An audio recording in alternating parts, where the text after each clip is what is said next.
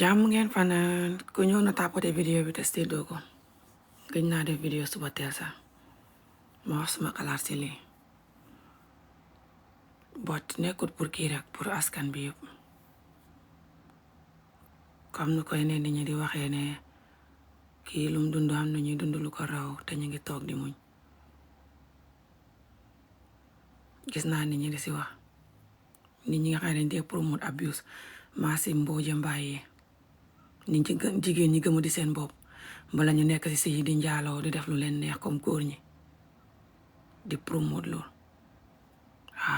askan bi mooy ennemi boppam man anyway jàmm ngeen fanaan alhamdulillah yàlla nañu yend ak jàmm so guys lii yéen ñu bëri xam ngeen wax ji ni mu demee ak interview bi dégg ngeen ko ak yéen ñu bëri déggu leen ko su ma ñëwaatee naa si def beneen vidéo ndax tey dama war a dem si collège bi si kanam so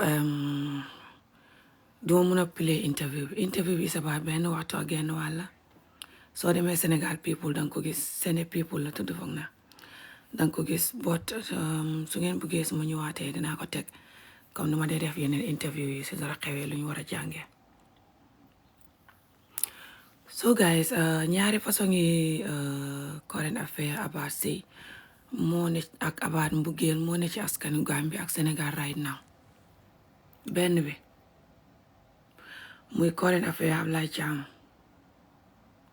ak Seynabou maanaam Seynabou sax Ablaye Thiam ak Aysatu ak Aysa Faty yéen ñu bëri xam ngeen ko boobu current affair Gambie ak Sénégal la because Ablaye Thiam Gambien la ak Sénégalais comme suma maasi rek waaye Sénégal la magee benn parent Gambien benn parent Sénégalais mu màggee Sénégal xam benn jigéeni Gambien boo xam ne fañ doon dugalante mu bëgg koo takk des ci moom ay millions te kooka bëggut ko kooka jàmb ko si ak keneen waaye kooka tam ci li génn ci xibaar yi kooka tam wax na ne Ablaye Thiam fa ko doon abuse ak a tëddoo yeneen jigéen xaritam yi ak a di ko abuse waaye daal fa mel ni moom bëggut Ablaye Thiam tamit according to story bi ak na ko nit ñi di waxee néew ma di leen gis ngeen di tapote bot comme nu ma leen ko waxee rek képp koo xam ne su may def vidéo nga ñëw ne doo tapote suma page bi ngay xeex di xeex suma liggéey bi waaye soo demee ci saakakati ndey di tapote soo demee si nit ñi kaa nit ñi ba ñuy xaru ngay tapote soo demee si nit ñi génnee audio nit ñi génnee sekkari nit ñi aka wax nit ñi seen maam yeeg seen bàjjan yeeg dugal ñu bokkut ci wax ji si wax ji kaa leen ba ñuy xaru ngeen di tapote képp kuy xeex suma liggéey bi de lépp looy def te bëgg mu dox du masa dox doo xam looy def ci àddina ba raw lu gën a xam fayda suma liggéey bii may defal suma askan fu firi wala nga bugg loolu ba raw ni ma buggee suma liggéey loolu moom du am soxot gi ngay yër suma page bi nag saa woo soxlaa ndimbal si nit ñi ak àdduna ak yàlla soxot googu dana la xëy si képp koy xeex suma liggéey ko ne loolu moom bu leeree yéen ñi koy xeex rek muy jàmm so guys comme nu ma leen ko waxee ñaari façon yi current affair about sëy ak love moo ne ci askan bi benn bi mooy bu Ablaye Thiam bi nga xam ne gisu leen ma di ci wax comme ni ci yeneen Gambien yi di waxee xam ngeen li tax duma si xendu su booba ngoon askan bi li waral feebar bi nga xam ne moo tax sëy bu baax du xam xarit bu baax du xam even fan wu gudd wu correct sax problème la wér gu yaram gu correct sax problème la feebar bi nga xam ne mooy Afrique ni ñuy programmer gune ak jigéen ak gëma di sa bopp gi ne Afrique moo waral yu bon yu ne Afrique yëpp nguur gu bon Afrique gu bon lekk yu bon mboolem lu ne Afrique lu la neexut programming bu bon bi ne ci ron moo ko waral moo tax may focus si loolu ba du may focus si benn problème bu xew comme yeneen Gambien yi yeneen nit ñi ni ñuy def su benn problème xewee ñu ne ci di wax fukki at di ci jëlee xaalis di ci jëlee ay nit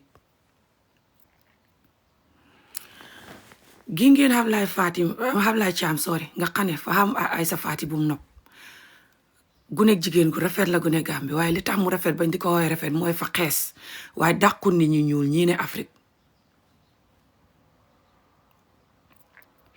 te maasam yooyu nit ko xees la ñuy bañ a gis fa leen di jaral ay milliards ak jos nit koo xam ne buggut leen in general Afrique boo ko seetloo wax naa leen ne métit buñ dund moo tax ñuy focus si lekk laalante loof ak xalal ñeenti yi ndax ñeenti yi bànneex bu mu lay indil daf dee related bànneex bi du benn waaye dafa nuroo dafa related to each other muy bànneexi loof laalante lekk ak xalal surtout lekk gu neex moo tax Afrique di lekk gu neex bu leen di rey sax bu set ñuy ceeb diwlin palaasa suppu kànja bu leen di rey sax kànja gi baax na waaye diwtiir gu bëri gi baaxul surtout diwtiir gu bon bot ceeb yu bon yeeg diw yu bon yi ñuy dëkkee Afrique tam leer leen ne lii baaxut ñu gis feebar yi mu leen di joxe yëpp ñu di ko dëkkee seetluwu leen loolu mais ni ko dof janoog lekk yu baax yi duñ ko togg duñ ko lekk janoog su nga fi laala guy janoog yeneen janoog lekk yu baax rek te Afrique janoog cere janoog leneen te Afrique duñ ko lekk seetluwu leen loolu bu set ñu dundee ganaar diwlin pasta lekk yu bon feebar huti garab ñëw toog lekk gu bon gi dem jëndi garab toog lekk gu bon gi that's another story Afrique seen bañ seen bopp gi ñun nit ku ñuul suñ bañ suñ bopp gi nit ku ñuul ñu bitim réew sax fañ koy def tapoté leen vidéo bi wala ngeen génn duut ne yéen ngeen xam lu ngeen di def te xaw ma lu may def maa leen ëpp lu may def fuuf ku ñàkk lu muy def dana xam xam-xam bu mel ni man képp kuy seetaan suma péej te di ma jaay fulla ak fayda di ma jaay ne moom xam na lu muy def man ta tapoté waaye nag mën naa dugg toog mën naa déglu waaye tapoté benn seconde sax mënu ko tam leer ko ne TikTok bu gudd loolu borom duut ne fa bisi fa ma bañ ta xañaan ta soxot te bon xañaane askan bi xam-xam bi ma leen di yót ak dëgg gi ma leen di yót xañaane ma xam-xam bi may xam ak dëgg gi may xam xañaane ma ki ma do ak suma loof bi ma loof suma askan suma xàq koy dara rek ak xàqi askan bi muy xeexal ne duñ xam jàmm te kenn du wax lu leen jëriñ na saagakati ndey yi continuer waxkati laalante yi continuer mais di def free pornographique kaakati nit ñi ba nit ñi xaru continuer waaye borom xam-xam yi wax xam-xam yu wér nañ dee wala ñu noppi képp kuy xeex suma liggéey bi lépp looy lijjanti bugg mu dox yàlla bu masa dox soxot gi ngay yët suma liggéey bi yàlla na la xëy si saawa soxlaa ndimbal ci nit ñi wala yàlla loolu danaa continuer di ko wax throughout suma life yi surtout sumay def life bu am fayda so guys xool leen ñaari kakaay yi xew muy ay safaati kaa bi nga xam ne moo ne Gambie ay xat surtout taay yi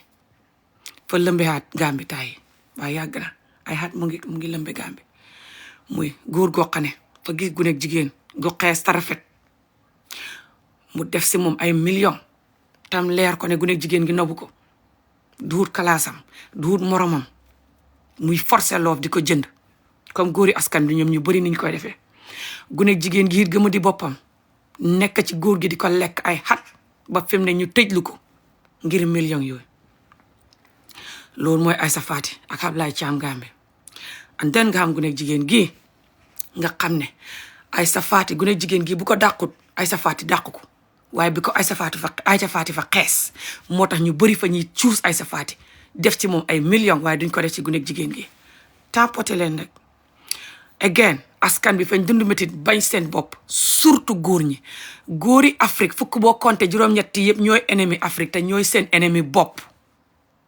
duñ lekk-lekk yu baax duñ wax dëgg duñ ci xool ñoo ñan ñooy laalante ak seen xalal fan lay dem te duñ protect suñ seen sëy yi seen jigéen ñi seen yaay yi ñi nga xam ne seen xalal ji foofu lañ war a dem ak seen doom yi duñ protect loolu seen xalal ji saa yu ne fay dem si gune jigéen yi ko yelloo wut dégloo xal kàddu gi gune jigéen yi ko yelloo duut ñi ko yelloo muy seen jabar yi duut seen doom yi duut seen jigéen ñi gune jigéen yi ko yelloo wut fa la ñuy def ay millions mbala ñu di ko def si ay góor sax boog ndax léegi góor jigéen lañ xewal far àddina far jeex fa nag far ñu pare nag xam nañ góor jigéen moom nañ dem nekk góor jigéen xam nañ góor jigéen nattu bi mu àndat ak feebar bi mu àndat ak muuti guy senn gi mu àndat nañ dem nekk góor jigéen parce que ñoom ñu bëri jikkoy góor jigéen sax moo tane seen jikko ji fañ xeet jigéen dundu métit te xeet jigéen askan bi métit bi ñuy métital gune mooy seen ennemi surtout góor fañ koy dóor tocc ko fekk mu ngi da gune gu ndaw métital ko làmbatu ko sax boog ba góor ga xol ba kunkirik fee dell ak naqat mu toog di ree nag te fekk bu la jegee ñu suuli la comme jaan gis nga jaan yu melax yu rafet yooyu jaan xam nga fa am yu si am couleur yu rafet te boo ci jegee ñu suuli la I don't know which one is dangerous dégg naa fa am yenn jaan yoo xam ne ñoo gën a bon tapoté leen xàmmeehuma leen but you know jaan ñemehuma yëpp rek bi ko xàmmeehuma ban laa war a ñeme or not xam nga fa am jaan yu rafet di melax te boo leen jegee ñu suuli la mooy askan bi niti poison yi lay reexal xam nga maasi ami yi suma maas yi ñëw di wax di yuuxu nga ne ñoo bon ñuy ree nag di neex deret ñu si bëri ñooy poison yi nag xamoo nit moo tax demal jege leen demal diil ak ñoom su dul sëy sax demal diil ak nit ñi nga xam ne fuñ toll ñu ngi ree ñoom ñëpp du ñëpp boot ñu si bëri demal diil ak ñëpp nga xàmmee si ñan ngay réccu ne suñ si soo yëgoon buñ fa ñuy ñëw di yuuxu ni soo yëgoon duñ ñëw di ree tapoté leen rek léegi tapoté leen te ngeen yónnee ay xol te ngeen dimbale vidéo wala ngeen génn nekk si vidéo bi di yónnee yeneen yi ngeen di yónnee yëpp di dimbale vidéo bi nekk si vidéo di ngeen tapoté di ko dimbale ok waaye suba teel laa ñëw because maa war a dem ci collège bi si kanam tuuti ok dama am appointment 11 plus lii lu ma soxal la interview bi déglu naa interview bi danaa continuer playal leen ko su ma demee collège ba ñëw danaa def beneen live play interview bi yéen ñu ko dégluwutoon ñun ñëpp ñu dégloo ndoor ko ma analyse ko benn par benn bon right now damay just make a quick analyse ci ñaari current affaire yi xew ni Gambie ak Sénégal si mbiri sëy ak love ok current affaire Aïssa Fatty ak current affaire bi again current affaire bi borom fa gis góor gi nekk moromam mu bugganteeg moom loofanteeg moom sëy ak moom fa xuuti ak Aïssa Fatty mi nga xam ne góor gi duhut moromam Aïssa Fatty topp ko ngir xalal ak opportunity góor gi topp ko ngir Aïssa Fatty dafa rafet ñoom ñaar ñëpp ñu gëma di seen bopp listen to this ba tax ñu tëj lu Aïssa Fatty right now fa xuuteeg loolu si sëy yu bon yi may condemn tam si la loolu bokk waaye boobu mooy sëy bu bon boo xam ne jigéen ji gëmul boppam te góor gi caga te bugg lu yomb ñaari yooyu noonu moo tax loolu happen li ko waral mooy ñoom ñaar fañ buggante war a dem jigéen ji bugg góor gi war a dem nekk si jàmm ñoom ñaar ñu nekk ay morom du ne góor gi fa màggat wala jigéen ji fa màggat wala nangam ñoom ñaar ñu nekk ay morom sëy bi war a dem dox si jàmm ndax du li tax fi mu ne nii newut di dox mooy dundu métit ak ñàkk respect jigéen ak caga ak bon moo tax bii newut di dox ok beneen bi lu tax doxul mooy loof sax newu fa gëma di sa bopp moo fa ne ak bugg xalal ak bugg caga bugg gune ak bugg lu yomb ñaar yooyu moo fa ne moo tax boobu du ma sa dox su xamee abuse su ko xamul du ma sa dox waaye dégg naa boobu tam xam na abuse loolu la according to Aïssa story góor gi moom tam daf ko doon dóor te góor gi dafa cagata bon comme góor gi nu mel waaye boobu su xamutoon loolu sax du dox bi ko Aïssa kooku moo duhut kalaasam duhut moromam loofu ko xalal jee ko fa dugal te góor gi taar bee ko fa dugal ok mooy boobu ok boobu tam si feebari askan bi la bokk waaye bii si lay gën a focus tey so bii feebari askan bi may xeex ñaata xat mooy bii mooy askan bi kenn mënul leen a sëyal góori askan bi fukk boo compté juróom-ñetti yëpp kenn mënul leen a sëyal kenn léegi déglu tapoté leen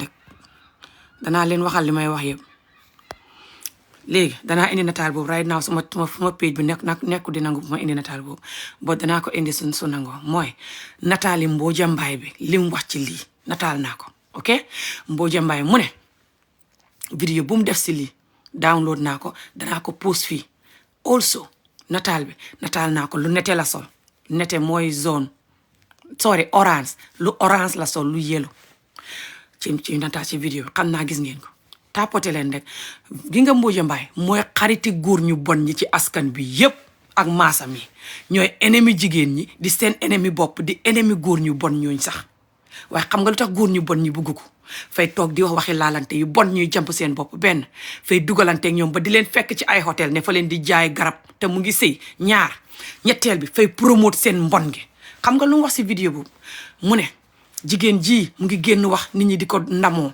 di ko tàccul di ko dimbale di ko support because moom lañ dégg mu wax dégguñ góor gi mais ni jigéen ji fa doon abuse góor gi war a génn wax jigéen ji nu mu ko doon abusé ok mu dellu ne sëy yu bon yi nga xam ne moom la nit ñi toog ci askan bi moo raw kii sëyam bi tapoté leen vidéo bi rek jërë ngeen jëf mu ne kii fo ñaari at yim sonn loolu doyut ñaari at kenn du ci sonn rek ne yaa ngi génn nit ñi ñu ngi sonn ñaar fukki at te ba tey ñu ngi toog di sonn ngir seen doom yi te duñ mas a xam jàmm ci sëy bi waaye doom yee tax ñuy sonn pour doom yi barke forcé bi ngeen di forcé doom yi ñu barke because bàyyi doom yi fañ xalku moo waral doom yi dee moo waral doom yi nekk góor jigéen pour ñu xam ci xaalis moo waral doom yi di jaay ay drogue ak taay pour ñu xam ci xaalis moo waral doom yi tappale ak a fen ak a nekk ci nguur gi te duñ def seen liggéey di jël xale bi di ko forcé jox ko seen bopp pour ñu barke barke moo waral lépp lu bon lu ne ci askan bi forcé hutam xalal mi sëy yu bon yee ko waral billahi yéenay jaam yéenay ennemi askan bi billahi yéen a bon yéen a soxot yéen a ñàkk xam-xam yéen a féeg yéenay jaam yéen kenn mësta gis ni ngeen do yow bala ngaa forcé doom ne ko na barke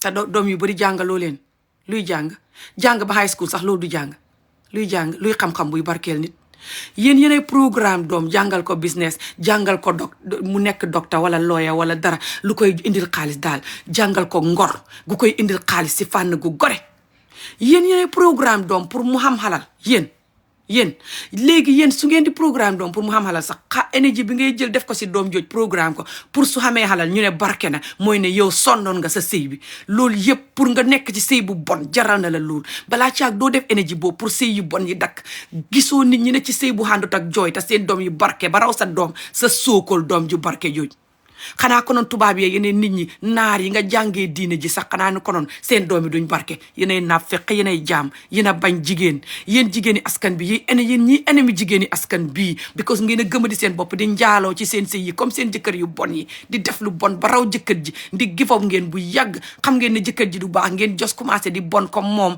far wax ji jeex ngeen di forcer yeneen jigéen ñi nag pour ñu mel ni yéen billaay xàq jigéen ñi dana leen dal du ngeen ma sax am jaam yéen ñiy wax yéen waxkat yu bon yu xees yu caga yu njaaloo pro max yi raw seen jëkkër yi di wax yéen du ngeen sotop maasi mbooja mbaay yi ku ngeen di waxal ci sëy yéen ñi dem ci hôtel di njaaloo ba génn di wax naan jëkkati jàmbur wala yeneen góor in général tëddoo nañ leen ci seen digg sëy bu ngeen sëy ñaata xam fa ñaata doom yàgg fa ñaata xat jóg dugg oto dem ci hôtel guddi di jaayi góor garab yi laalante góor ga laal la nga génn di ko wax ci interview fàtt ci àddina si mais ni ko dof mais ni ko mànde yéen yéenay ñëw di wax nit ñi ne nañ muñ ci sëy nañ torox pour nit ñi sëy bi ñu muñ ko comme yow sa sookol muñ bi ngay def mooy di sëy di njaaloo nexoo di muñ atool ngaa sonn muñ di njaaloo di def lu bon comme sa jëkkër kenn bëggul loolu doo ku ne mën na loolu kenn bëggul loolu nit ñi fañ bëgg a xam jëkkër ju baax rek ñu sëy normal sëy wala duñ sëy atool do you understand that tapote leen vidéo bi guys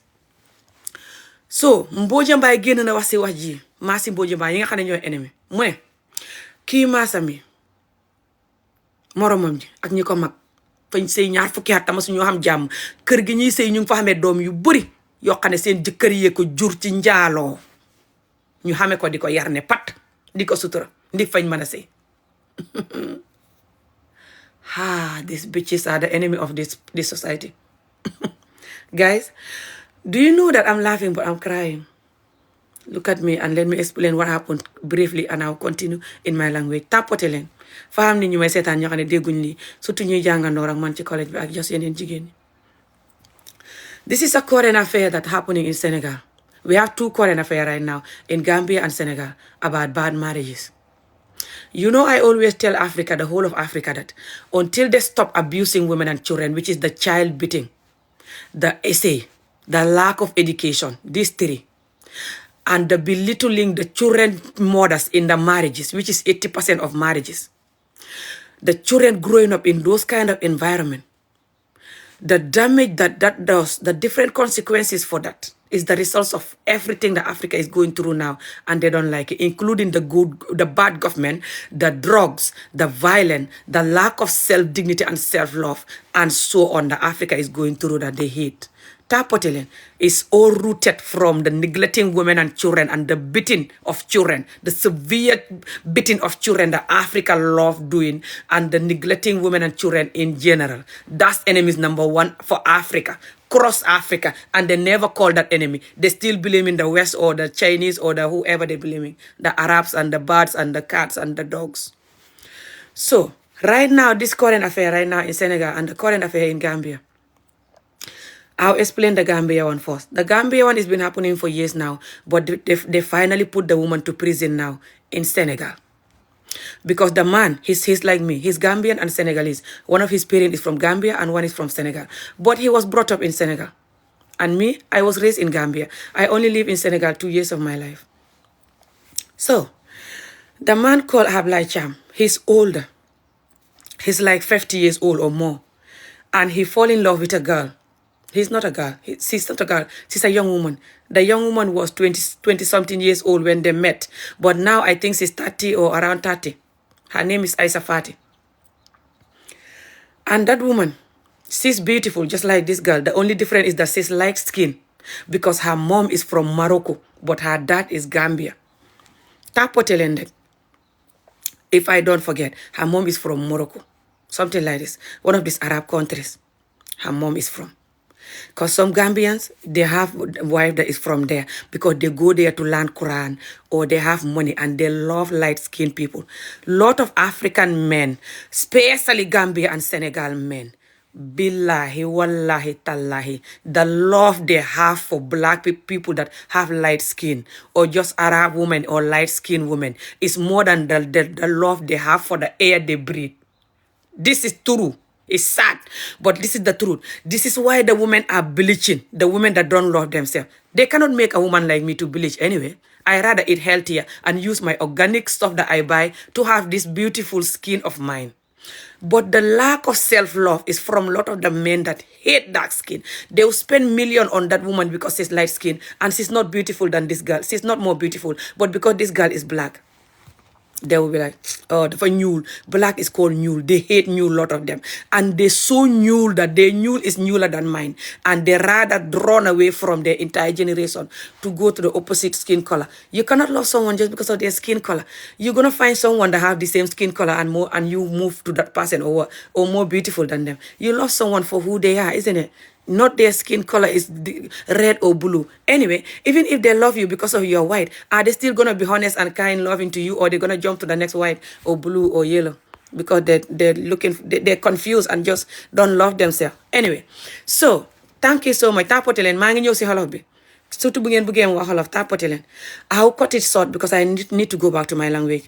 So then, what happened is, that girl that have the light skin color, her and other people that are like her, lot of them, not all, but a lot of them are known for scamming and taking millions of money from our men because our men are sick, lot of them, and we rather spend a lot of money on that person that have light skin, like the mother is white or the father is Arab or the mother is Arab or something like this, or mix, or just full of people or other light skinned people that are in Africa, you know. Thank you so much. Tapotelen.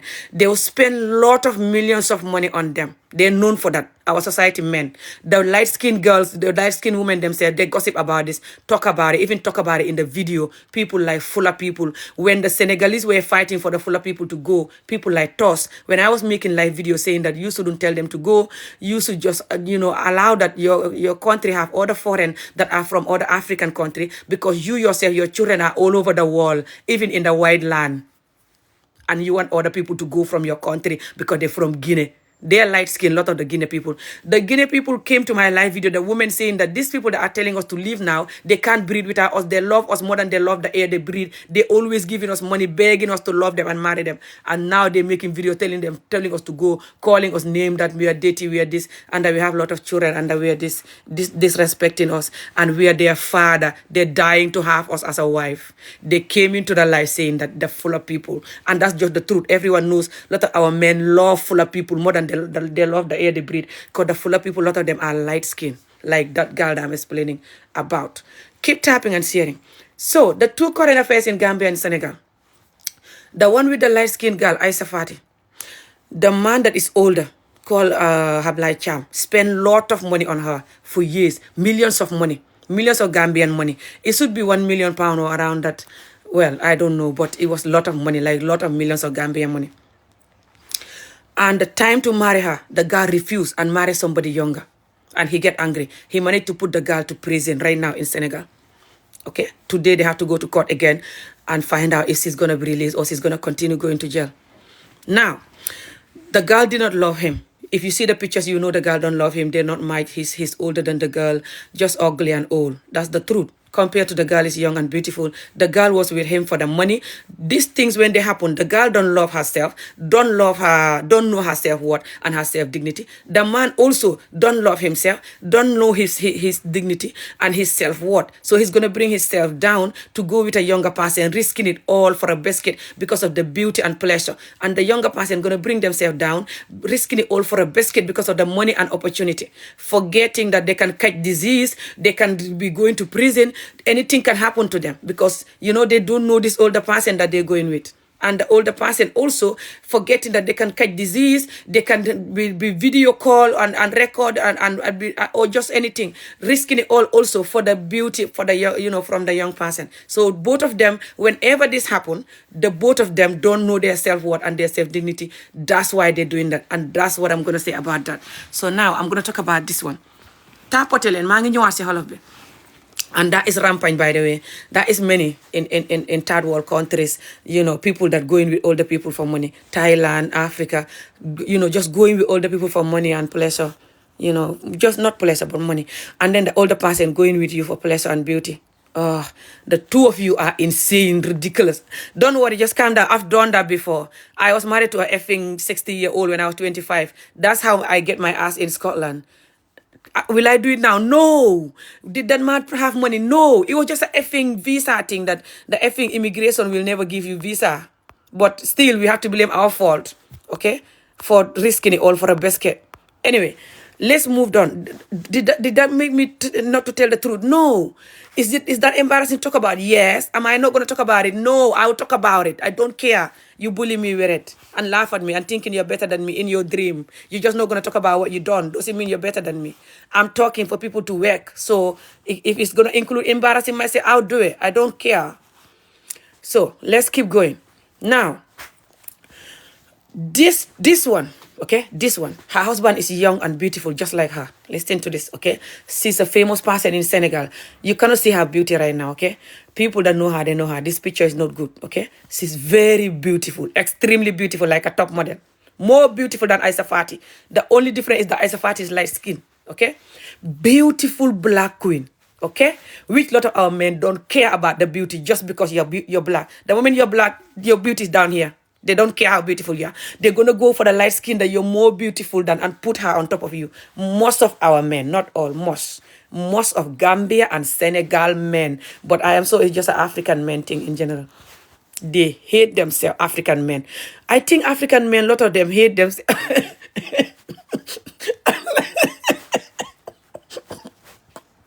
I'm laughing, but I'm crying. The way I'm saying it, it's making me laugh. They hate themselves, African men. Okay, I don't mean all. This is why I have a lot of enemies. Because when I'm angry the way I talk, I don't mean all of them. You know that anyway. You can't all just hate yourself. Tapotelen, thank you so much. Mangi you see all of it. So when I say a certain word, because I'm just, it's like, and I make a mistake and I don't make it clear that they hate, it's not all of them that hate themselves, for example. Just know that I'm not saying all of you. If you're not included, just be like, Amy, okay, you're lying. I did not hate myself. But then check yourself. Hating yourself is not just waking up saying, I hate myself, I'm this. No. It's your behavior that is showing that you hate yourself. People that have the same color with you, you hate them. So are you not those people? Exactly. Oh my God. Okay, I'll be serious, guys. So, a lot of our men hate dark-skinned women or just devalue them, put them down here. I swear to Allah. So now, listen to this. This woman here that people just will not see her beauty compared to the Aisha Fati, okay? Just because it's light skin. She have a man that she was married to, okay? A young man, young, handsome black man as well, in Senegal, who is also famous or just famous because of her, I don't know, because she's famous, okay? So they got married. The man was abusive. They were married for 2 years, okay? The man abusive, beating her, cheating and lying and going crazy, Just those idiotic cheating, lying, going to nightclubs, sleeping with people type of a man, and just, this heart is small. And just ridiculous cheating, lying, going to nightclub, neglecting you, blackmailing you, beating you. Just horrible marriages. Okay, the interview is long. It's 1 hour and a half. I'll play it when I come back. When I came back later. I'm going to college. I have an appointment there at 11. Okay, to do my exam for the next course. So I'm gonna leave here soon. Not soon, but So I'll come back. And when I come back, I'll play that video for some of you that don't hear the interview. Don't worry, going to run and look for the interview. I'll play the whole interview so we can all hear it together and I'll react to it properly. Okay? So don't worry. I'm just gonna make a brief video now, but I'm gonna spend 1 hour here and I'm gonna go, which is almost half an hour already. Sister yow du rek. Lo mean sister yow du rek. So lu may wax ni lu xamut la wala nekkut current affair wala lan. Tapote leen it's fine Sunday boo koy saaga aka saaga sa baay aka saaga yeneen jigéen ñi si askan wi boo ñëwee saaga ma singalaw duma naqari nga juddu fekk sa baay di toroxal sa ndey aka di ko saaga so loolu rek nga xam loolu is not gonna naqadi mi or anything duma tere wax doo tapote leen vidéo bi te séddoo ko te yónnee ay xol mais dem jàngi soo léegi tey ma dem bot danaa ñëwaat sama am demee ba ñëw duma yàgg te exam lay bind rek te ñëwaat so yes that's the fact exactly. Thank you so much. So, léegi so now dinaa ñëwaat si Wolof yi tapote leen de moo jeexal li may wax ni si Anglais te ñëwaat so now this one okay I'm gonna come back to the Wolof so but just keep tapping and sharing the video but I'm gonna just explain what I was explaining to finish it and then I'll come back to the Wolof. So this girl she married to that man. Now listen to this and lot of men listen to this. A lot of women and men, a lot of our society people are saying that Aisha Fati case that I explained to you. People saying that the girls now, they don't love nobody. They just want money. They're marrying people for money. They're going with men for money. Because this man have money, that's why Aisha wanted to marry the man. Aisha was begging for him to marry her. And Aisha knew fully well that she didn't love him. Look at how she married a younger man straight away after she finished with the man. And the man already have appointment with her to marry her, something like this. They already set a date, bought her a wedding dress already, bought her engagement ring that is a diamond and a diamond necklace and jewelry for their wedding, already booked the wedding venue and everything, and spent a lot of money. Rihanna was supposed to come to the wedding, and I don't know where, the best place in the world, because the man is a millionaire. Oh, the man spent a lot of money on her already. And she went away and married somebody younger. She never loved the man. She's a gold digger, blah, blah, blah. The women now, they don't want to get married. A lot of the men making videos, talking and just going crazy. I'm not saying the women to go and do this, but anyway, now you look at what they say now about this one that is real love, okay? Keep tapping and sharing, guys. Thank you so much. So then that one, the girl did not love the man. And the man also just followed the girl because he's young and have a light skin and beautiful. And he also just want her beauty and she also just want money. They both bad, horrible. Now, let's focus on this one. So this one, the girl is young, the man is young, real love, the marriage, okay? Not for money, real love, okay? So look at what the man did to her now. Look at what the man did. She have 2 miscarriages, okay? Because the man beat her, abused her. She's constantly stressed. When she have miscarriages, like she's pregnant and the tummy, have problem and God forbid the baby, do not make it. Whenever that happens and she's in the hospital, the man leave her there and go out partying and dancing. Okay, she explained different things, different violent, different abusive word, different narcissistic / abuse / traumatized type of husband, in the interview. Okay, now look at what they say. They're like, oh, no marriage is perfect. Yeah. Women should go and stay and look at our grandmothers and our mothers. Hey, they never complain. They never come to the internet, talk about what they've been through. Look at the society. A lot of women are crying for 20 years. They never have peace in their marriage and they're still there because of their children. This is why they have to suffer. So their children will grow up and make it in life and buy them a nice house and a nice car. So they enjoy. See, they're good. That's why they're suffering. This woman now, they don't want to suffer. They're not good. They come into the internet exposing what they've been through, talking about their husband, gossiping. Bad marriages, bad men, bad women. They don't want to take pain. Listen to this. A lot of them are not talking like the bad men. The men I'm talking about. Some of them salute. I saw them. They're like, oh, this man shouldn't do this. Oh my God, I condemn this. When are we going to change? This is bad. Salute those ones. But the rest of them, hypocrite, abusing women, men, and the other pygmy bitches that are going to rally behind these men so they can marry them or so they can continue suffering in their marriages. Okay? Because if not, they will not marry them. They hate women like me who is vocal about that nightmare. They're like, oh, nobody will marry you. Who want to marry men like this? But they always want to marry me, by the way. They're lying. But anyway, so I saw them. They're like, even this morning I saw them. That's why I'm like, what the hell? Let me do this video now. I saw them. They're like, this type of men. They're making live video right now as I'm talking to you. These Senegalese men are making live video. They're like, who? Why these women are coming and talking? And then you have this man. this woman, sorry, who is called, what's her name again? Something by. Oh, I can't forget. I forgot her name right now. Her name just, you know, her name just went off my mind right now, but it will come back. But her last name is Mbai, okay? But her name will come back. She make videos as well, just like I'm doing and like others are doing, okay? But her video is all about promoting abusive marriage, bad husbands, bad marriage, because her marriage is not a marriage. She's in a marriage that is arranged marriage, like what happened to me growing up, what happened to my mom and the rest of the people. You know how I was arranged married before I was 10 years old to a man that is way older than me, 60 years old or more. I've never seen the man. I don't know the man. I was lucky they took me to him when I was 11. According to them, when you see your period, you're old enough. And when you have little boobs and your period, you're old enough. Yeah? Yes. Mbojambai. Her name is Mbojambai. Thank you so much. Keep tapping and sharing the video. So ngeen bëggee ma waxal danaa ñëwaat. Dégg nga ko. And see, I was lucky that when they took me to that man, the thing didn't work. He couldn't do the thing to me. They said that his manhood wasn't working. And at the age of 12, somebody else arranged marry me, who I never know also, who knows somebody, who knows my mom, just walked into the house and said he's looking for a wife, and they introduced me to him. And the next time I saw him, he was my husband. So, the same type of marriage she's in, which is why she's cheating on her husband, came into the live video, confirmed how she cheated on her husband, and see one woman that having bad marriages like her to also cheat and enjoy, because they will never enjoy in the marriage. So they have to go and enjoy outside. Keep tapping and sharing.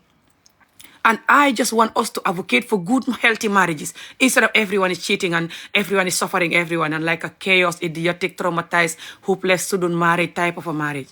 So, then, she said that she's married to her cousin, who she never loved. She has somebody else she loved before, and they deny her that person and tell her you're marrying your cousin by force. That's where she is now for years, okay? And she was underage when she was forced to marry that person, who she's still at. That is one of the advocating for good marriage women that are talking in the society.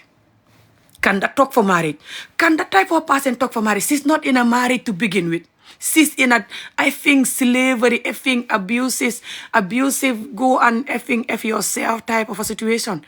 Your parents just send you, go and stay there, and that's it. I don't care, just go, shut up, go and stay there. She said she's in a marriage because she's listening to her parents, and that's how they do it, and blah, blah, and that she's suffering there for years, but nobody will hear about it, and that people should learn how to do that. She said in this girl case that, why is this girl coming talking? People that are dying in their marriage and they don't talk, they've been through worse than her. And that lot of people in their marriage right now, they have a lot of children in the compound, in the house, that is not their house, theirs. It's their husband's children from the cheating that they're keeping in the house and quiet. Keep tapping the video. A lot of these men that are listening to me right now, they know what I'm talking about. They can hear English. Even some Senegalese hear English, not to mention the Gambians. You know why they're doing like they're dead and they're in the grave right now and they have no finger to type? Because they know I'm telling the truth. 80% of them are like this. 80% of African men, especially Gambia, Senegal men, are like this. They cannot give you healthy marriage that without cheating, lying, abusive, and neglecting. They cannot give you nice, happy, buying you flower, I love you type of marriage. My beautiful wife in the morning and evening, and just all the time with you and just stay, commit their life to you and call you baby, I love you, take you out, go to the beach, go for a walk, hold your hand in the street. Don't take different numbers on their phone. Don't hide and call. Don't hide and sex people. Just stay with you alone. 80% of them cannot do that. 80%. Every 10 you count is only 2 or 1 that can do that to you from every 10 from Gambia and Senegal. But I am so it's cross Africa. Keep tapping and sharing. That's why when I'm talking, their brain is boiling and rotten inside. Their brain is like, this woman again. Why can't she go and get married and shut up? She need to have a strict husband with a long horse that is telling her, go from the internet. Don't do video today.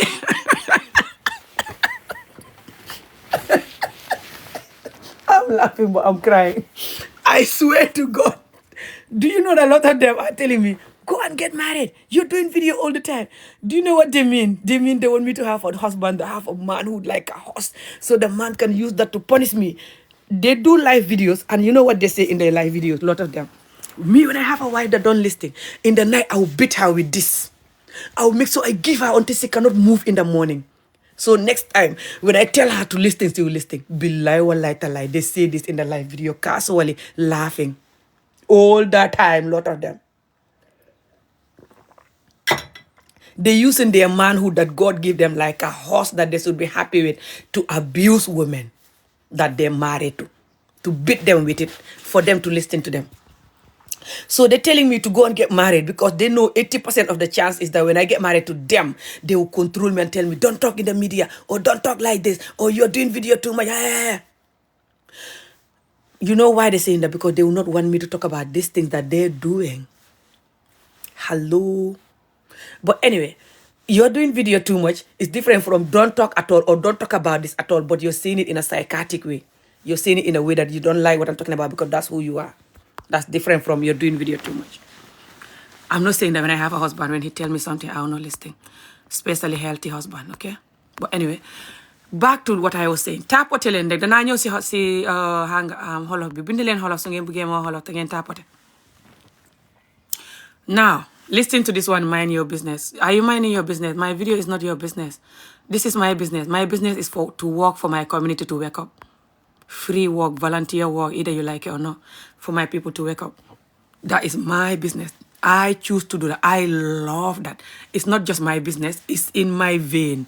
And I've been through the nightmare. My mother did. My sister did. You probably been through it. Your mother did. Your sister did. That is more than my business. My video is not your business. Keep tapping, but I'm not going to block you. Your ass can watch and get and feel the pain of watching the truth. Tapote leen video bi guys xolof waa tapote leen maa ngi ñëw si xolof yi surtout bu ngeen tapote seddoo bind ay xol na xolof yi bind ay xol def flaagi Sénégal bind ay xol def flaagi Sénégal ma xam ne mooy ne xolof ngeen bëgg ma wax wala ngeen def xolof ak xol di ko bind si comment yi ba pare di tapote su boobaa danaa wax xolof mbala ma continuer si hàngale wax naa leen ni man su ma neexee mën naa continuer si hàngale ndax man li may wax dafa foni ba pare dafa dëggu nit ñi dégg hàngale yëpp danañ ma seetaan danañ ma support sax boog su boobaa because man comedian laa te motivational speaker laa yéen laay wax wolof rek ngir bañ a nekk di wax yéen yi si hàngale te du ngeen ma support yéen a koy yëg ma commencé di wax si hàngale. So guys, these people begging me to talk in Wolof, and I've been talking in Wolof for years. They never support me. They never appreciate me. They're calling me all kind of name. And me, I'm a motivational speaker and I am a comedian. I can talk in English if I want. My words are funny and I have energy for my society and I love what I'm doing. And the whole world will hear me when I'm talking in English and they'll support me. But when I'm talking in English, they're begging me to talk in Wolof. And when I talk in Wolof, they don't appreciate me at all. Anyway, very few of them do appreciate my talk. I'm going to go back to the English to finish what I was saying. Tapote leen de danaa ñëw si xolof bi su ngeen bëggee ma ñëw si xolof bi. So, this one, that the people saying that that's what they want, which is to get married to someone you love without money. I told you there's two current affairs right now about marriage and love. One in Gambia is Aisha Fati, that is a bad marriage. The marriage never happened, but they nearly did. She only was with the man because of the money. And the society don't want that. I don't want that too. So, but why I'm doing this is, they're claiming they don't want that, they want real love. And now look at the real love, how they're promoting the nightmare. A lot of them promoting the nightmare inside the real love, which is why they cannot have the real love. When the girls go for real love, they get beaten, abused, cheated, dumped. Just they're cooking and cleaning and crying like a effing mad mental health slave. Who is going to allow that? My network. Is my network not good? Can you guys not hear me? Tapote leen mu ne suma internet. Who is going to allow that? My network. Is my network not good? Can you guys not hear me? Tapote leen mu ne suma internet. Tapote leen. Yal naa yàgg ñëw nga naan ma you again. It was breaking. Is it okay now? Tapote leen. You back again. Man kay maa ngi back all the time sama video yi. Tapote leen. Yéen a ngi may dégg. Are you guys hearing me clearly? Okay, thank you. So, this is what they want people to do, which is real love marriages. Now, look at how many real love marriages that are happy in our society. And me, that I'm promoting good real love marriages. They said me, I'm bad, I'm insulting men. I'm saying the men that cannot zip their pants, they always cheating like a goat, lying and angry and abusive, traumatized, effing, shouldn't marry nobody type of a mindset. Men and even women shouldn't be in a marriage. But I focus on the men because in our society, the men are the head of the house. They, you have to listen to them, especially in a healthy way, especially when they're healthy. Not that you're listening to them and they're abusing, they're taking advantage of that to abuse you. Manam. Manam is like, for example, they're telling you, do this, do that. You can't even breathe. You're not allowed nothing. I'm not saying that type of listening. But I like listening to a man that is nice and kind, and he's not using that listening to abuse you. And that's nice. There's nothing wrong with that, Now, because they are the head, they're on top, you have to listen to them and respect them and love them. And they have to respect you and love you too. And you have to be best friend and stuff. Just the way I see marriage, yeah? When I advocate that, they say that I should shut up because they know I'm not agreeing with the cheating part, the abusive part, the neglecting woman part. And they want to include that. And I took that out. That's why they're telling me to shut up. Apart from that, they like everything else I'm saying. Buken yo, kuma horek mistake la. Kuma yo nerik living mistake la. So then the men that do those things that I condemn, they're always coming to say that Amy is bad. Amy's married, so many times from when she was young. Amy's stress. Amy's this. Amy's that. I'm like, even if that, for example, if that happened to me, what that got to do with what I'm saying though? Does that mean that what I'm saying is not true? Does that change the reality? No. I was married young. That changed the reality? No. But they're looking for excuse to blame me instead of agreeing with the reality. The ones that are like this. The ones that are not like this, they know I'm telling the truth and they always support me. Thank you so much. But it's not many that is not like this. It's like 2 from every 10. The rest, they're like this. 2 from every 10 is not like this. Danaa ñëwaat si wax ji su ma demee école ba ñëw. Ok? te su ngeen néew di tapoter dimbale vidéo bi yónnee ay xol su ma ñëwaatee tam duma wax si xolof danaa continuer di wax si hàngale léegi àdduna si yëpp xam ni ngeen mel ci hàngale because ma koy rusa wax si hàngale xat yi yëpp waaye sonn naa su may wax si xolof du ngeen tapoter du ngeen séddoo di ma xas su ngeen paree dem ca saagakati ndey yay kaa nit ñi génnee audio nit ñi di leen kaa ba duñ nelaw guddi ngeen di leen tapoter li ngeen di soxota naa féq xam nga tax du ngeen may tapoter li may xeex njaaloo yeeg sëy yu bon yi te yéen ñu bari ngeen bëgg lool yéen jigéen ñi njaaloo ak góor ñi ngeen a bëgg lool yéen góor ñu bon ñi joxe sëy yu bon ñi ngeen a bëgg lool te ñeneen ñi kaa di saaga ne ñu ndey du ñuy xeex lool foofu laa wuteeg ñooy moo tax ngeen loof ñooy ak dóor gune yi may xeex làmbatu gune di xeex ñàkk gëm sa bopp xeesal yu bon yeeg sàngara yeeg drogue yeeg manière xay yi may xeex yëpp xam ngeen ma fecc di juutu si internet bi mbooleem yu bon yu may xeex daal sëriñ yeeg sonnal goro sonnal njëkke mbooleem yu bon yi may xeex di promote lekk yu baax gëm sa bopp ak dëgg ak jàmm pour ñu am jàmm jàngal gune yi school ñu barke normal yi may xeex moo tax faalewu leen ma ngeen di ma xeex ngeen a bañ askan bi xéenewu leen ko jàmm jooj ak yi may xeex yu bari ngeen di ko def su ngeen paree dem ca saagakati ndey ya nag di tapoter di séddoo ñoo ñuy kaa because ñooñu duñuy xeex lu may xeex ni fa ñuy jox saaga ndey rek wax pour nit ñi ñëw rek suñ paree dem loolu rek lañ ci am soxla moo tax ngeen di dem sa ñooñu because ñooñu seen vidéo yi pour xaalis la ak opportunity ak wéyal président yi saaga ndey ñuy fecc sorry président yi rey nit ñi magam saaga ndey ñuy fecc ñëw ci man nga xam ne nag may wax dëgg gu baax te gore boole ci di la wax ne naanal mbuumi ne ba daay ndax nga am fan gu dee gi yaram gi nga ko maa xëy di naan lii xam nga lii lum do sungu su ndete si ma leen di wax ne fa baax si yaram sungu su indo soos te bu seet man di leen wax def leen lii fa baax waaye ngeen a feebar te si butu te dof anyway may delluwaat si àngale sorry guys I'll come back to the English so this one they want people to do this type of marriage good love marriage somebody that is young to marry somebody they made good marriage not effing older person. Not all of them, by the way, because a lot of them still want the older people to marry young people. So, some women like that and some men. Some women make a lot of money for allowing their beautiful young daughter to have an older person that have money. And some just give it away, money or not anyway, but most of them do it for money. And most of them also that are young and don't love themselves, that will go with the older person for money, marry or not. Also don't want you to talk about that. But the older person themselves that like a young person definitely double hate you talking about that. just to make that clear. But some of them, lot of them, by the way, also want good marriages. Keep tapping and sharing. Like, people do not marry people that are like their father's age or their mother's age, something like this, Just people to marry people that their age difference is not that big and genuine good marriage, lot of them want that, by the way. Lot of them. So, now, that's one of this one. The age is matching. They're all beautiful and young, everything, okay? Look at how she suffered there for 2 years. Look at people like Mbojambai and the rest. They're saying that why she suffered 2 years and she run like a coward, like me.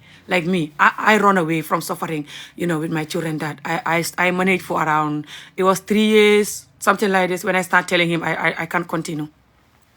Because I know that I can't continue, People that know me knows what I've been through with him. When I was with him, they know what happening. Some of the things that happened, they know. Okay?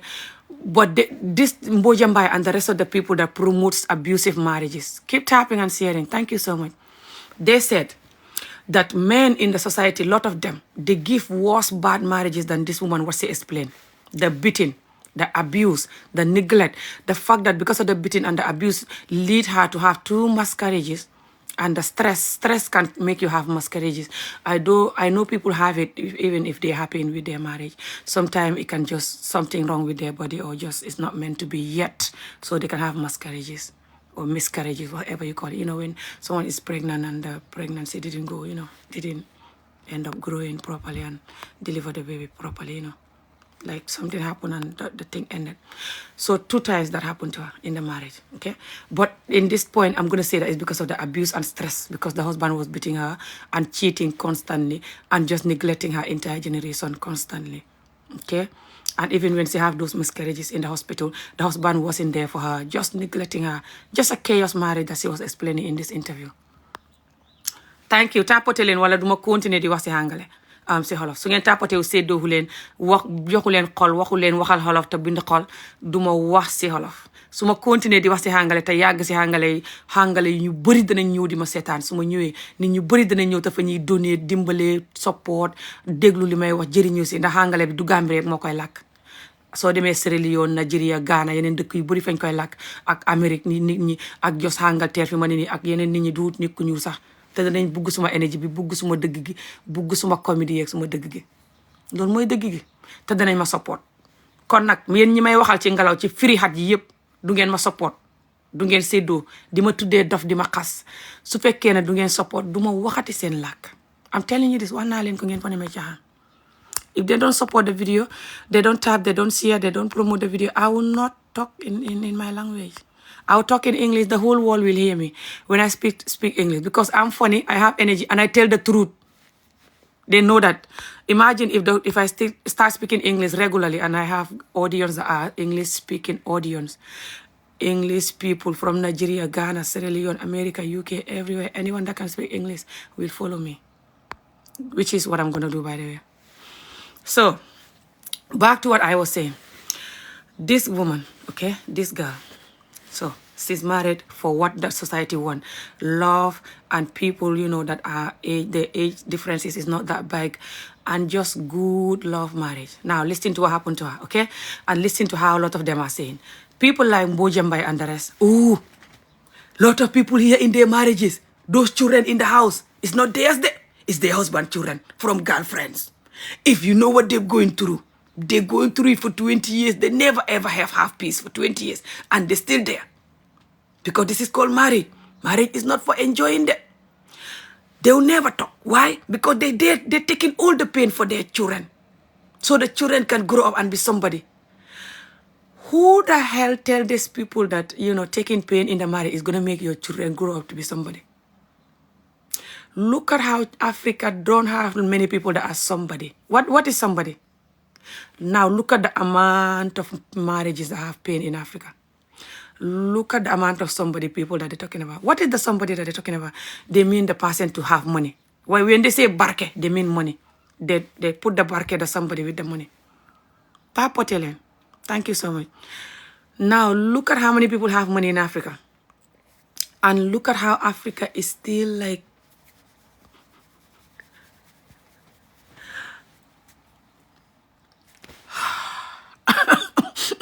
this is painful, man.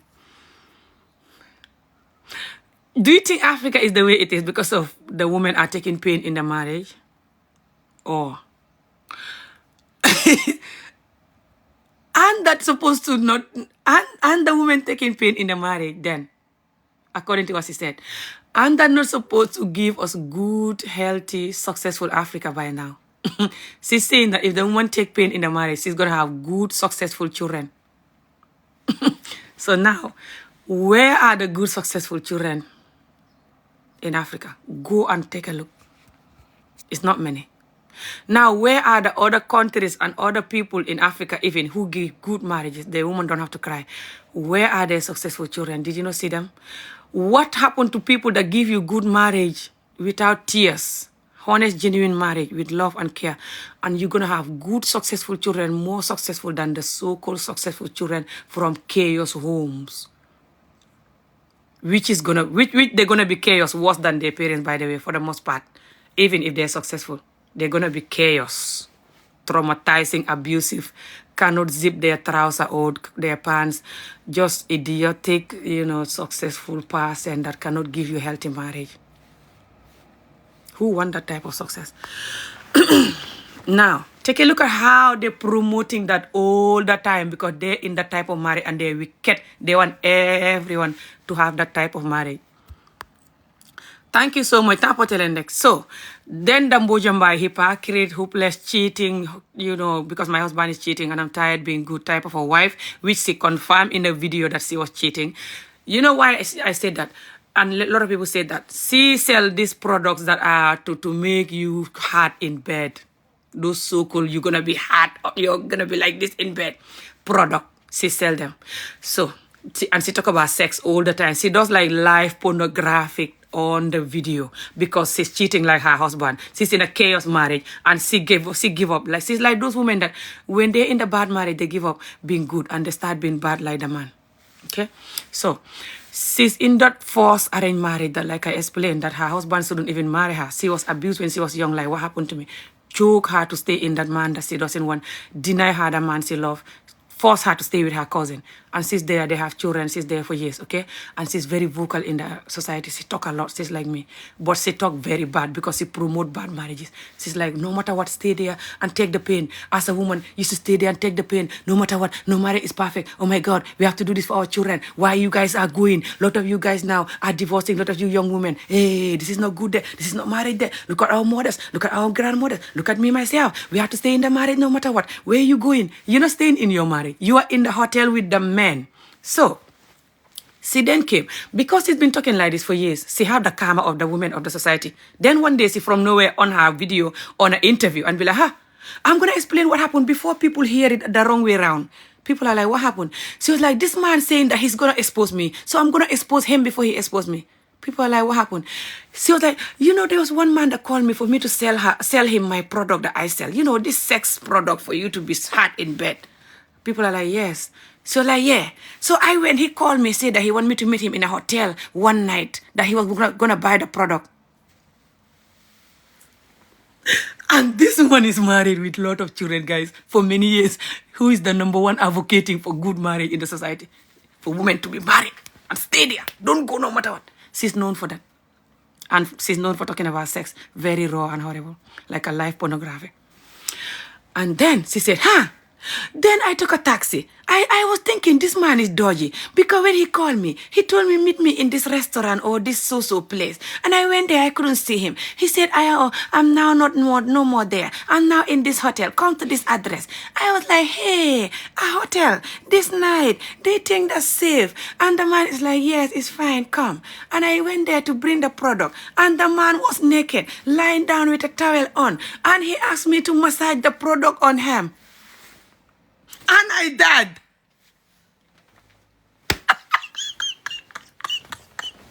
The woman explain. You can tell she's lying. You can't even make her what she's saying. What happened is she has sex with the man in the hotel and the man record her and manipulating her with the video that I'm going to expose you. You have to come and have sex with me anytime I need you. I'll expose you. That's what a lot of men do. And some women too.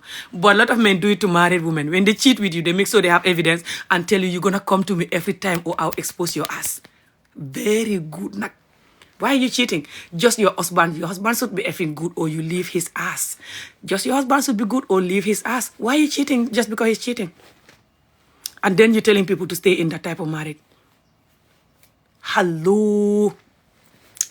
Now that woman, she's now talking in this new current affair. She's like, oh, this woman, why she suffered only for 2 years and she get out of the marriage. That's not enough. 2 years of suffering is not enough. Lot of us are suffering for 20 years and more. Lot of us, when you go to our houses, those children you're seeing, they're not our children. They're from our husband, girlfriends. And we keep them and we shut up. Because no marriage is perfect. You have to take all the pain because of your children so they can grow up and be somebody. And my head is like pang, pang, pang, pang, pang, pang when I'm listening to this video. I just listened to it now. That's why I clicked the video. I'll post the video though, but it's my language. But you see the woman, she have this beautiful black skin and she's wearing an orange dress. I'll post the video after this, okay? It's a small video from her long video, her long interview video that she did about this.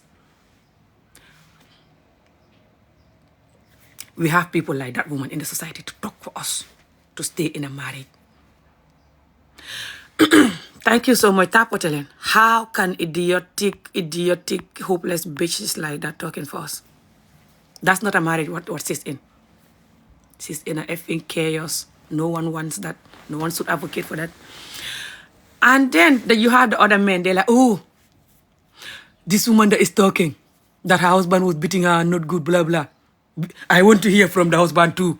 She might be doing, she might also do something. We only hear from her side. How can this young, solemn, beautiful girl and just innocent girl, you can see her interview and just she's known. Do you know why when they have that, you know, there was a time there was a prank going on that her husband have a girlfriend or something like this. Prank. And she was very bad in the prank. She was like screaming and insulting the man. People say, oh, this girl is very rude. Because the man was cheating and lying. We didn't know. She was going through a lot. You see? So that's why when the prank came in, she believed it so much. That's why she was so angry in the prank. Because she was going through that in real life. You see? Everything came out when she did the interview. The man was beating her, abusing her, cheating, going to nightclub, having girlfriend, doing whatever he want. Like a effing mess up single person. Because even when you're not mess up and you're single, you're not going to be sleeping with everyone and just doing whatever just because you're single if you're not mess up. I'm going to end the live soon because I have to go. Do you understand? You only do that when you're mess up. Because even when you're single and you're not mess up, you're going to respect your private part and understand that sleeping with people can give you diseases. Even kissing someone, their saliva is blood. You're going to catch disease if they have any disease. Not to mention doing the rest. So then even if you're single, but you respect yourself, you respect your soul, your veins, you're not going to be sleeping with everyone and just abusing your soul. Néew leen di tapoter vidéo yi moo tax TikTok di ma wax ne pour ma lifin ko. Lu time def bindal leen ma time lu mu def UK time may ñëw dem.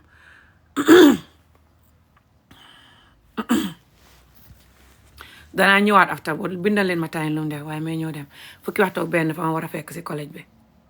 So dama war a jógee si live bi 9:40 ok may ñëw gi dem léegi.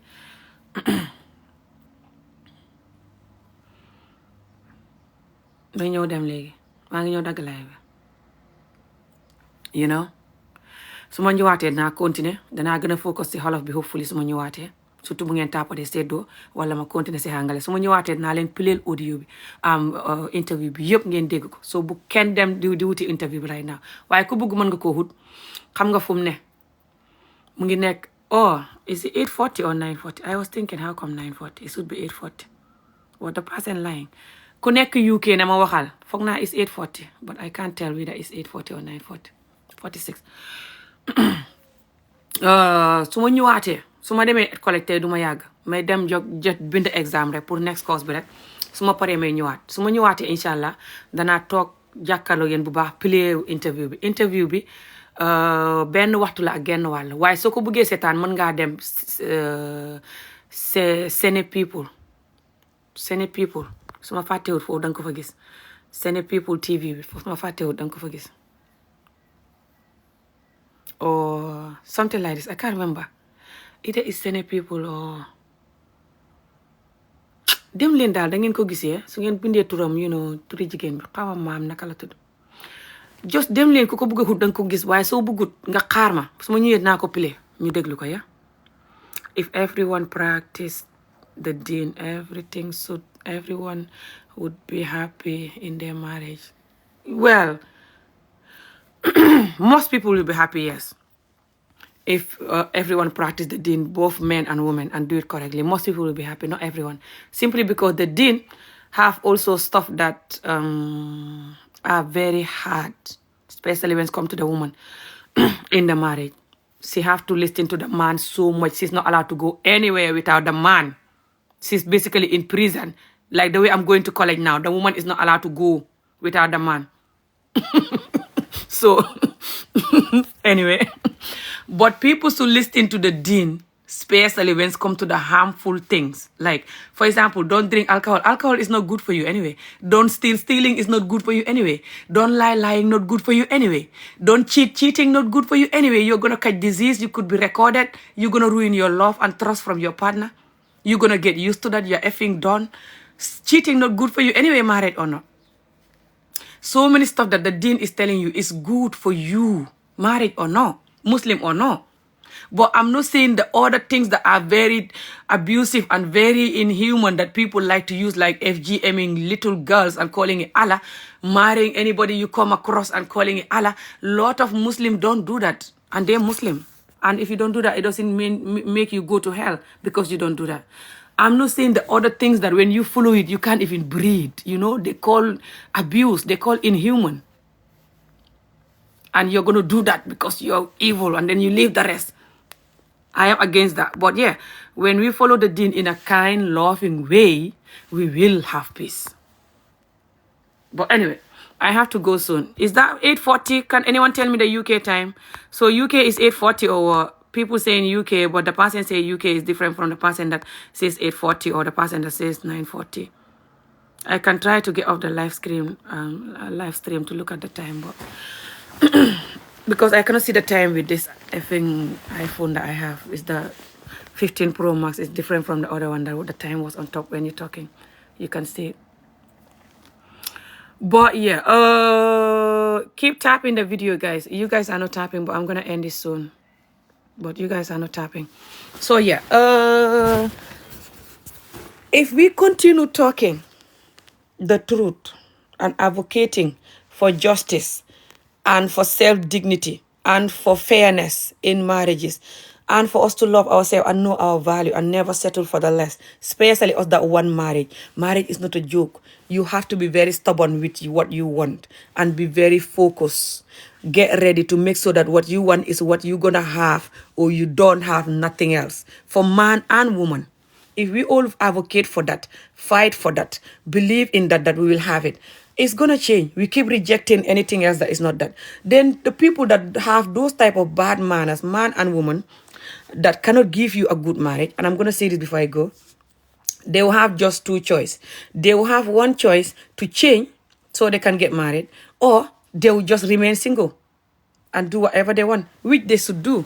Because a lot of people shouldn't be married at all, I believe so. Doesn't matter what tribe and what country you're from, to be honest. Because a lot of people don't have the character or mindset to be married. Marriage is not a joke. Marriage is just, I'm dedicating my whole life to you right now. You're me, I'm you. We're going to be communicating. We're going to be one. Even if we have misunderstanding, we're going to be very careful inside the misunderstanding, because we're not going to say certain things or do certain things that we will regret after. And we're going to I'm going to make sure that I'm not going to do something that will make us have a big misunderstanding, because whatever I'm going to do from now on, I'm going to consider you. I'm going to consider the damage that's going to cause for us and our relationship. Both of you have to have this mindset. Both of you have to have mindset of just, I'm dedicating my life for this person. Without this person, I will not do certain things. I will not say certain things. I have boundaries that this kind of thing or this kind of doing or thinking or behaving is only for me and this person. Okay, and I'm not gonna enjoy life in a way like without this person, like all the time I'm going out without them or doing stuff without them, just leaving them behind. Am I doing that so they can go and find somebody else to do that with, or am I doing that to hurt them, or what? Like, who does that? I'm not saying if you have a partner, don't even go to college or don't go to the gym or don't do nothing without them. or don't hang out with your friend without them. That's not what I'm saying though. But you know what I'm saying? Like this girl's story, how the man was going clubbing all the time, leaving her. She will make the bed very nice and sexy, put her flowers, put perfume. The man is nowhere to be found. The man is gone in the nightclub. She will wait until 2, 3 in the morning. She will have to take out everything and cry and sleep.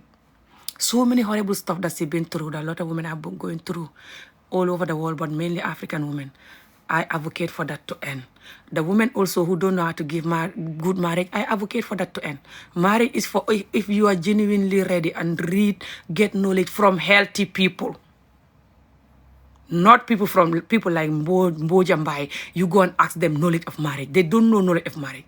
They're in an abusive situation that they're forced to stay there when they're young. They shouldn't be there. And the man abusing them and they're abusing the man back. And they want you to be in that situation. You can choose. If you want that, go and listen to them. I'm talking for you to have peace, for the man to have peace too. Both of you to have peace. Nekkulen di tapote video. No one should abuse no one. Everyone should be genuine 100%. Look at the person as their life partner. Look at the person as them. I'm you, you're me. Without you, I have boundaries. With you, I'll do whatever. Without you, I have boundaries. Certain things is just for me and you, not for everyone. Like sex, kiss, touch, certain words, certain things, certain behavior. And I'm not gonna hurt you. Even when I'm angry, I'm not gonna beat you, hurt you, or say certain horrible word. And I'll never have a secret life here that I'm planning without you. For what? Am I not living my life with you from now on until I die? So why should I have a secret life here? Like I'm gonna deal with you for 2, 3 years and then I'll go to that secret life. Who does that? So life is not for people that are like, marriage. But anyway, I have to go. I'll come back, guys. But yeah, I'll come back to this. I have to go now. But yeah, I'm glad that I managed to continue more English in this video. Hopefully, I'll do more Wolof in the other video when I come back. But su ma ñëwaatee beneen vidéo bi su ngeen tàppatee danaa si wax Wolof. Mais sangu nii gaaw képpee sangu mi rek sol suma këpp bi rek tëb génn. may dem si collège bi may dem bindi exam ok su ma ñëwaatee danaa continuer wax ji danaa def Wolof su ngeen tàppatee seddoo dimbale vidéo wala ma continuer di wax si Hàngale nit ñi xam ma si Hàngale ma baleen continuer di wax si Hàngale ba saa wu ma neexee yenn laay wax Wolof su ma neexee te du xam ngeen ma ñaata xat maa ngi leen di wax danaa leen ba danaa wax Hàngale su ma ko waxee rek ñëwaat ndax may rus di wax Hàngale ci suñ feebar bi yàlla xam na ko ma koy rus dëgg la feebar bi xam na fu ne ci tubaab bi sax waaye may rus di wax Hàngale waaye fii nag may forcé pour ma wax Hàngale ngir su ma ñëwee du ngeen tapoté du ngeen seddoo di ñëw ci vidéo bi di ma bulli di ma ñaawal comme yesterday. By the way, I'm gonna say this before I go. Yesterday I was doing live video and 3 men coming to the live video. One of them said that why am I advocating for young girls to not get married, people that are 15 years old or younger. He said 15 years old he want a wife that is 15. I'm like, that's abusive. You just want children. Would you give your daughter 15-year-old to get married? He's like, oh, that's not abusive, blah, blah. And then I end up bringing him down. The other man come up and said, why did I call him abusive, that he's abusing children and he's doing stuff with them? I said to him, you probably been doing stuff with children. That's why you come here saying that you want 15-year-old wife. The other man that came up after him said that I'm accusing him of sleeping with younger people. And he just said he want a 15-year-old wife. That doesn't mean he's sleeping with younger people. I'm like, are you like him? That's why you're promoting him. And then another man come up after him and say that, why am I saying that 15-year-olds shouldn't get married when 10-year-olds are having boyfriend? I'm like, how many 10-year-olds having boyfriend? And how many 10-year-olds are actually doing stuff with their boyfriend, you know? And if that's happening, which shouldn't happen, but the child mostly be doing that with somebody young. You adult, that doesn't give you right to marry a young person just because if I don't do it, this young person will do it. And how many young people are doing that? All 3 of them come up to the life promoting marrying young people, which means they have the gut to touch young person, marry or not. If you think the young person is enough for you to lie them down, then you lie them down regardless married or not. 3 of them in the video, from one person to another, coming into the live. The video is on my YouTube. I posted this morning. If you want to see it, go and see it. It's the last video that I post. I just posted right now before I click this video. It's my language though, but I explain a little bit in English, but it's my language. And it's not in the beginning of the video. You're going to have to maybe go up, you will see it. Okay? So, why I was telling them that you can't get married when you're 15 is, marriage is not just go and get married like that Mbojambai, that lady I explained that is the speaker. advocating bad marriage. She was forced to get married to the person she doesn't want. I was forced to get married to somebody when I was young. My mom, my sisters, a lot of you guys did. People that are young, they don't know what love is. You have to let them be 18 and over, and they have to meet somebody that is 18 and over, and also they have to be both healthy and know what a genuine marriage is, and know if they really want this person. Do you understand that? You guys are not tapping the video, although I have to go. But you have to keep tapping the video. It's not good when the video is not getting any likes. TikTok don't like that. They want 15-year-olds to get married instead of going to school and having education. Girls, 15 years old, to get married. And most likely they will have a husband that is 20 and more. They're not going to have a husband that is 15-year-old boy. Okay? And when the YouTube link is above, you just click the YouTube link. I already linked it. You see the YouTube logo. You will go and get married to somebody that is 15 or younger. You the girl. No, you married to somebody that is 20 or more, 30, 40 or more. You the 15-year-old, or you the less than 15, or you the less than 18-year-old. You the girl. Not just this person might give you disease, especially if you're an innocent child, because they've been sleeping with a lot of people before you. But also, you lose your life, especially if you don't have school education. You're going to have a husband like this for the most part who is cheating and lying or just marrying anybody they want and over-controlling. You're just going to be there cooking and cleaning and crying for the rest of your life, like Mbojambai is saying.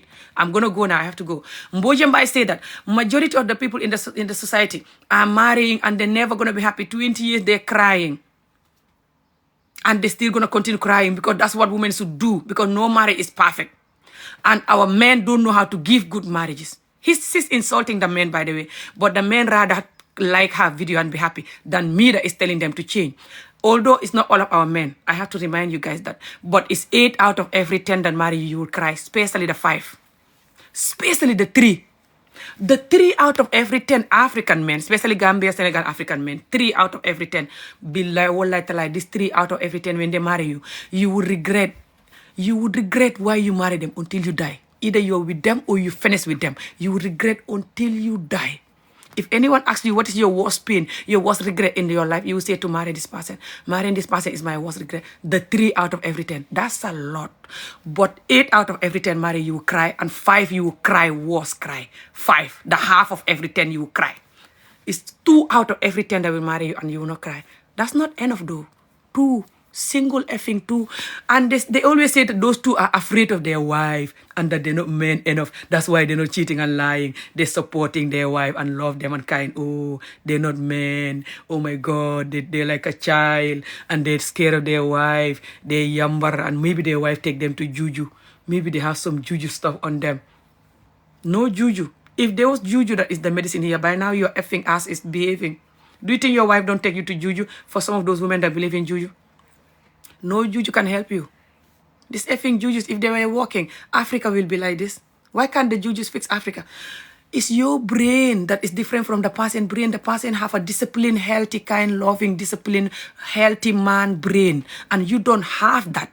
And you should learn that from him. Instead, you're wicked calling it juju and scared of your wife. Why can't all of you that is like this to F yourself, yeah? But I have to go. I'll come back later on. Okay, guys. See you later. Thank you so much. Bye.